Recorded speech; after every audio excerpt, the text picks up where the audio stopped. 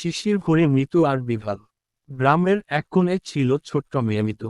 বয়স মাত্র ৮, কিন্তু তার কল্পনার জগৎ ছিল সীমাহীন। নদীর ধারে ঘেরা ছোট্ট গ্রামটা যেন মিতুর জন্য এক রঙিন রাজ্য। প্রতিদিন সকালে সে উঠে নদীর ধারে ছুটে যেত। তার একমাত্র সঙ্গী ছিল এক বিভাল। বিভালটা বড়শি দিয়ে মাছ ধরার কাজে পটু, কিন্তু মিতুর কাছে সে ছিল এক আজব বন্ধু। একদিন মিতু আর বিভাল নদীর ধারে খেলছিল। হঠাৎ তারা একটি পুঁটলি খুঁজে পেল। পুঁটলিটা খুলতেই তারা দেখতে পেল সেখানে পুরনো এক মানচিত্র। মানচিত্রে গ্রামের আশেপাশে এক গুপ্তধনের ইঙ্গিত ছিল। মিতুর চোখে আগুন জ্বলে উঠল। সে বিভালকে নিয়েই শুরু করলো এক রহস্যময় অভিযানে। তারা প্রথমে গেল গ্রামের প্রাচীন বটগাছের নিচে। সেখানে মিতু মানচিত্র দেখে বিভালকে নির্দেশ দিল মাটি খুঁড়তে। বিভাল তার বড় দাঁত দিয়ে মাটি খুঁড়তে শুরু করল। খুঁড়তে খুঁড়তে বের হয়ে এল একটি ছোট্ট বাক্স।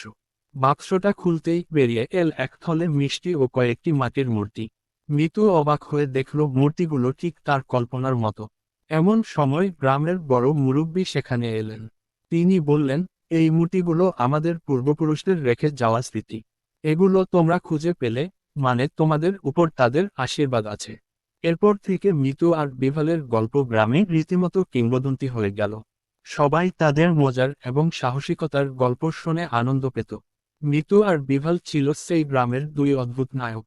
আর এভাবে শিশির ভরে মিতু আর বিভালের